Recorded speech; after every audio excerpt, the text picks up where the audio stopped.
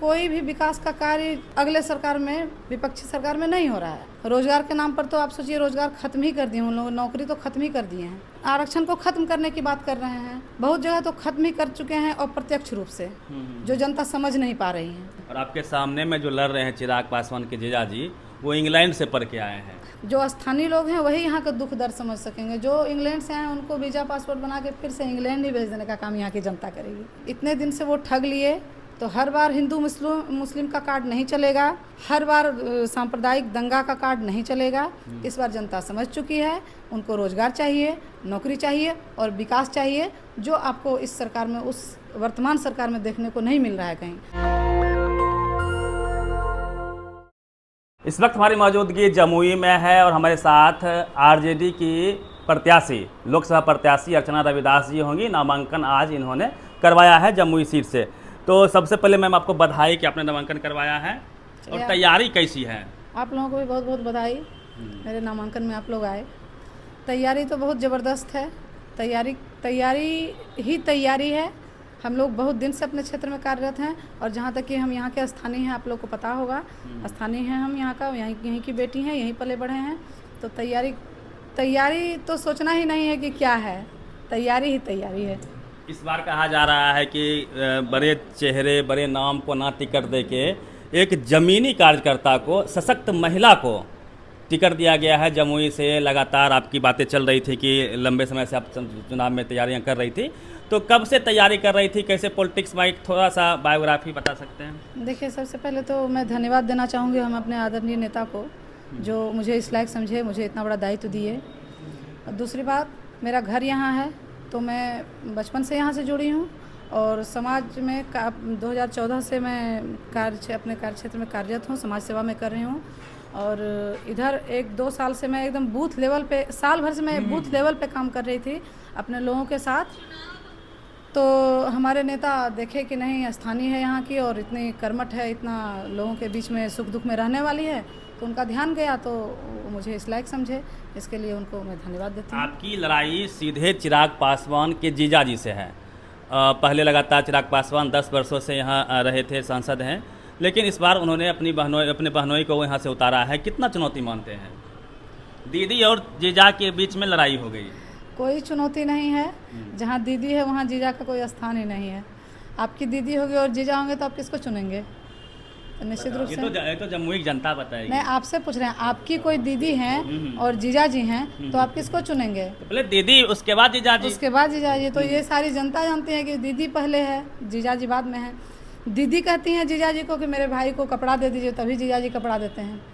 तो जैसा कि मैं यहाँ की बेटी हूँ, दीदी हूँ, तो मैं अपने माता तुल्य, यहाँ की जो मेरे माता के समान जो यहाँ की हैं महिलाएं, जो मेरे पिता तुल्य यहाँ के हैं, भाई बंधु जो भी हैं, सबकी मैं सम्मान करती हूँ, आदर करती हूँ, और वो मुझे चुने हैं, और मैं हमेशा उनके साथ, हमेशा तत्परता के साथ खड़ी रहूँगी, और मैं बेटी यहाँ रहूँगी उनके दिल में। एक मैम, चूँकि लोकसभा का चुनाव है, मोदी जी के नाम पे एनडीए चुनाव लड़ रही है, तो सवाल ये भी है कि एक तरफ मोदी जी हैं, विश्वगुरु हैं, अमित शाह चाणक्य हैं, चिराग पासवान हनुमान हैं, तो और एक परसेप्शन ये भी है बिहार में कि विधानसभा चुनाव में लालू यादव का, तेजस्वी यादव का जादू तो चलता है, लेकिन जैसे ही लोकसभा की बात होती है, लोग हिंदू मुस्लिम के कंसेप्ट पे जाके बीजेपी को वोट कर देते हैं। तो कैसे अपने वोटों को, अपने कम्युनिटी के वोटों को आप बचाएंगे? देखिए, जहाँ तक हनुमान की बात आपने कही, चाणक्य की बात आपने कही, ये सब अलग चीज़ है, लेकिन विकास का काम, जनता के मुद्दों की जो बातें रखनी होती हैं, वो सब अलग चीज़ है। तो आप देखे होंगे कि कोई भी विकास का कार्य अगले सरकार में, विपक्षी सरकार में नहीं हो रहा है। वर्तमान सरकार जो है, उन्होंने कहा था 15-15 लाख रुपया देंगे, सुने हैं आज तक कहीं किसी के अकाउंट में आया है? उन्होंने कहा था 2 करोड़ रोजगार देंगे। रोजगार के नाम पर तो आप सोचिए रोजगार खत्म ही कर दिए उन लोगों, नौकरी तो खत्म ही कर दिए हैं। आरक्षण को खत्म करने की बात कर रहे हैं, बहुत जगह तो खत्म ही कर चुके हैं अप्रत्यक्ष रूप से, जो जनता समझ नहीं पा रही है। तो और इन 17 महीनों में जो हमारे नेता ने काम करके दिखाया है, वो उन्होंने एक रिकॉर्ड बनाया है। कहीं भी ऐसा काम नहीं मिला था। नौकरी, जो 5 लाख नौकरी बांटने का काम किए। दुर्भाग्य की बात है कि महागठबंधन की सरकार चेंज हो गई, और हमारे युवा लोग जो ले लिए वो तो खुशनसीब हैं। जो बीच में अटक गए, उनसे हमारे नेता ने यही अपील की है कि फिर से हमारी सरकार आएगी तो फिर से हम लोग उसी तरह से नौकरी की बाहर जैसे बिहार में थी वैसे लाएंगे, और अगर महागठबंधन की सरकार केंद्र में बनी तो बिहार के साथ साथ पूरे इंडिया के युवा भी उसी तरह से नौकरी पाने का काम करेंगे और खुश हो जाएंगे। नौकरी के मुद्दे पे आप जनता के बीच जाएगी। वही मोदी जी राम मंदिर का जिस प्रकार से मार्केटिंग उन्होंने किया, तो हिंदू मुस्लिम का खेल तो खेलेगी बीजेपी, क्या कहेंगे? अब जनता बरगलाने वाली नहीं है। इतने दिन से वो ठग लिए, एक बार भेड़िया आया, 2 बार भेड़िया आया, तीसरा बार भेड़िया सच में आ गया और गडेरिया को खा गया। कहानी जानते होंगे आप लोग।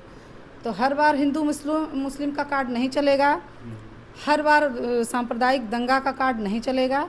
इस बार जनता समझ चुकी है, उनको रोजगार चाहिए, नौकरी चाहिए और विकास चाहिए, जो आपको इस सरकार में, उस वर्तमान सरकार में देखने को नहीं मिल रहा है कहीं। और ये विकास का कार्य और नौकरी का कार्य सिर्फ हमारे नेता देने का काम करेंगे। आपके बारे में कहा जा रहा है कि पोस्ट ग्रेजुएट हैं आप ना? जी, पढ़ी लिखी सशक्त महिला के रूप जी में। पढ़े लिखे हैं, पोस्ट ग्रेजुएट किए हैं।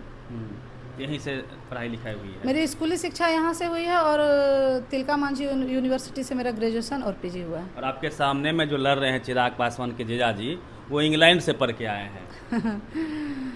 देखिए, इंग्लैंड से पढ़ के आए हैं, बहुत अच्छी बात है, लेकिन जो हम यहाँ रहे हैं, लोगों से जुड़े हैं, लोगों की समस्याओं को हम जितना अच्छे से, देखिए आप जिस भाषा में बात कर रहे हैं, हम आपसे उसी भाषा में बात करेंगे, तभी आप हमको अच्छे से समझ सकेंगे। इसलिए जो स्थानीय लोग हैं वही यहाँ का दुख दर्द समझ सकेंगे। जो इंग्लैंड से आए उनको वीज़ा पासपोर्ट बना के फिर से इंग्लैंड ही भेज देने का काम यहाँ की जनता करेगी। स्वागत करके फिर भेज देना फिर है। से इंग्लैंड वीज़ा पासपोर्ट बना के भेज दिया जाएगा। कितना, मतलब जैसे देखिए चिराग जी कहते हैं बहुत काम किए, 10 साल उनका काम गिनाते हुए कि केंद्रीय विद्यालय बनवाया हमने, बहुत सारे सड़कें बनवाई, हॉस्पिटल बनवाया, जमुई को चमका दिए हैं, उनका नहीं, ये सब गलत बात है। आप यहाँ की जनता से पूछिए, आपको ज़्यादा अच्छा मालूम होगा। और जो भी कागजी काम है, कुछ कागजी काम अगर उन्होंने किया है तो धरातल पे कोई भी काम नहीं हुआ है। धरातल पे मेरा ये काम हमारे नेता करने का काम करेंगे, उनके साथ में उनकी सिपाही करने का काम करेंगे। अर्चना रविदास यदि सांसद बन जाती है तो सबसे प्रमुख, मतलब सबसे पहले क्या काम करेंगे? 2-4 काम जो आप मन में सोचे हुए हैं कि यदि मौका मिलता तो इसको सबसे पहले हमको करना है। देखिए, हम लोग अभी भी जैसा कि बता चुके हैं कि हम लोग सबसे पहले छोटी छोटी समस्याओं को लेकर चलेंगे। जहाँ दैनिक जीवन का कार्य करने में उनको कठिनाई आ रही है, पानी नहीं है, पानी पीने को नहीं मिल रहा है। एक मीडिया भाई के न्यूज़ में आप देखे होंगे कि चापाकल ख़राब है, फिर उनको बोल के लगवाया गया वहाँ चापाकल, तो वो नाली का पानी, गड्ढे में जो पानी, बरसाती पानी जो जमा हो जाता है, हाँ, वेद प्रकाश जी दिखाए हैं। तो वैसी समस्या सबसे बड़ी समस्या और सबसे प्रमुख समस्या होती है, उनको सबसे पहले दूर करने का काम किया जाएगा। और बड़े बड़े वादे और बड़े बड़े आपको दिखा के सपने जो चले जाते हैं, वो काम हम नहीं करेंगे। हम इसलिए आपको मूलभूत समस्या बोले कि सबसे पहले अगर हम उतना करते हैं तो निश्चित रूप से बड़े बड़े काम भी फिर होंगे। इसलिए काम शुरुआती, जब बच्चा पढ़ना शुरू करता है तो क सीखता है, तब वो बड़ा सेंटेंस लिखने लगता है और बनाने लगता है। इसलिए हम लोग क से शुरू करेंगे, अ से जमीन से शुरू करेंगे काम, जमीन से शुरू करेंगे, जमुई को आसमान तक पहुंचाएंगे। हाँ। हमारे आदरणीय नेता श्री लालू प्रसाद यादव जी ने कहा था, आप सुने होंगे, कि मुझे स्मार्ट सिटी नहीं चाहिए, मुझे स्मार्ट गांव चाहिए। वही स्मार्ट गांव बनाने का काम करेंगे। चलिए, गांव की बेटी, और जिस प्रकार से पूरे बिहार में चर्चा है अर्चना रविदास की, अचानक इनको टिकट मिलता है और कहा जाता है कि सबसे मजबूत महिला को जमुई में आरजेडी ने टिकट दिया है। गांव-गांव तक ये सड़कों का खाक छानी हुई है, यहाँ के स्थानीय है और स्थानीय लोगों की समस्या को समझती है। इस बार चुनावी मैदान में है, देखना शेष होगा कि क्या कुछ होता है चुनाव के बाद, लेकिन काफ़ी मजबूत कैंडिडेचर इनका माना जा रहा है। पूरी बातचीत पे प्रतिनिधि रवि मेहता, नेशनल दस्तक, जमुई। नेशनल दस्तक की आपसे गुजारिश है कि अगर इसको बचाना चाहते हैं तो नेशनल दस्तक को सब्सक्राइब करने के लिए रेड कलर के सब्सक्राइब बटन को दबाएं, फिर बेल आइकन की घंटी दबाएं। नेशनल दस्तक को बचाने के लिए बहुत जरूरी है कि हर खबर को शेयर करें, लाइक करें, कमेंट जरूर करें।